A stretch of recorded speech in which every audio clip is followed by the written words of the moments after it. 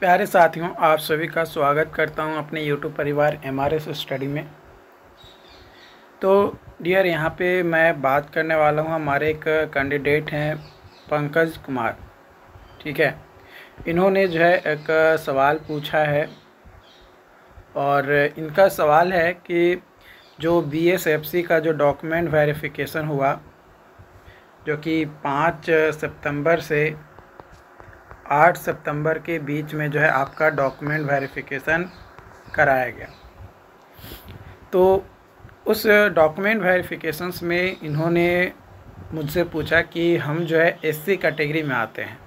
तो जो कैंडिडेट पंकज कुमार हैं, ये SC कैटेगरी में आते हैं, लेकिन जब इनका चेक स्लिप, जो बायोमेट्रिक फॉर्म और चेक स्लिप आपको मिलता है डॉक्यूमेंट वेरिफिकेशन के दौरान, BCC बोर्ड जारी करती है, तो इसमें इन्होंने जो है बोला है कि SC के जगह पे UR लिखा गया है कैटेगरी में,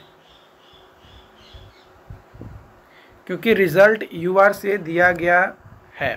प्लीज़ रिप्लाई। तो देखो,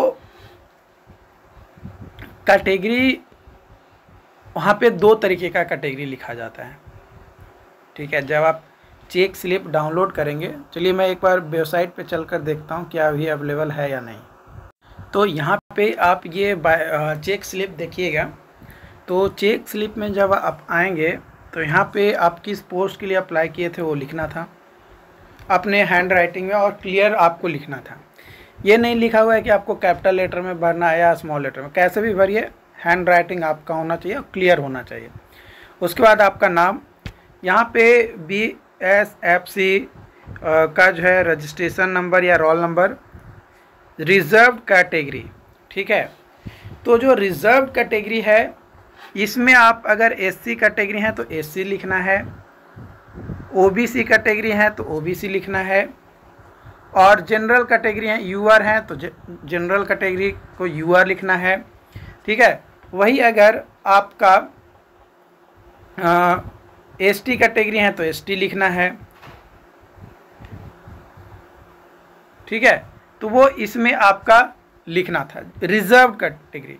कोई अगर EWS है तो EWS मतलब किस कैटेगरी में आपको रिजर्वेशन दिया गया है ना, किस कैटेगरी में आपको रिजर्वेशन दिया गया है, वो कैटेगरी आपको यहाँ पे डालना था। शायद यही चीज़ यहाँ पे जो है जो पंकज जी हैं वो भी शायद यही चीज़ पूछ रहे हैं। तो अगर आपने इसमें गलती फील किया है तो ये तो वहाँ पे जो वेरीफाइंग ऑफिसर्स हैं वो चेक किए ही होंगे। अगर उनका इस चीज़ पे नज़र नहीं गया होगा, है ना, तो कोई दिक्कत नहीं है। बट अगर नज़र गया होगा फिर भी वो इग्नोर कर दिए, तो इसका मतलब एक ही है कि आपने जैसा कि बोला कि UR रैंक के अनुसार आपका जो है रिज़ल्ट हुआ है, UR से रिज़ल्ट हुआ है, तो डॉक्यूमेंट वेरिफिकेशन के लिए ना UR से हुआ है। लेकिन वहाँ पे जब डिपार्टमेंट आपको दिया जाएगा, कौन सा डिस्ट्रिक्ट में आपका ज्वाइनिंग है, कहाँ पे ज्वाइनिंग है, वो जब दिया जाएगा, लिस्ट दिया जाएगा, तो उसमें तो आपको चाहिए।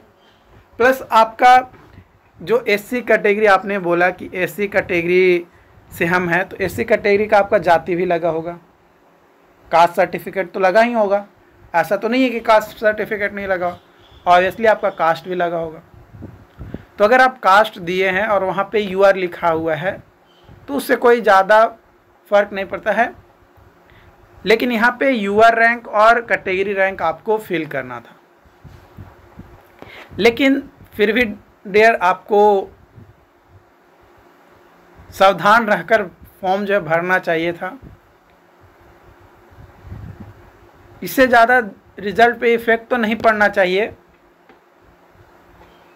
बट कई बार ध्यान से उतर जाता है स्टाफ का, तो बाद में भी उसको रिजेक्ट कर सकता है, ठीक है। लेकिन डॉक्यूमेंट वेरिफिकेशन में क्या टाइम में रिजेक्ट नहीं किया है, तो इसका मतलब है कि आपको किसी तरीके का कोई ज़्यादा अपने दिमाग पे जोर नहीं डालना है, ठीक है। बाकी अगली बार से आप सावधान रहिएगा। अब इंतज़ार कीजिए फाइनल मेरिट लिस्ट आने का। एक्सपेक्टेडली आप मान के चलिए कि 15 अक्टूबर तक आ जाएगा। ठीक है, 15 अक्टूबर तक आने की संभावनाएं हैं। ज्वाइनिंग तो आप लोगों का मान कर चलिए कि दुर्गा पूजा बाद ही होगा, बट रिज़ल्ट आपका दुर्गा पूजा से पहले, दशहरा से पहले आपका आ जाएगा, उम्मीद है।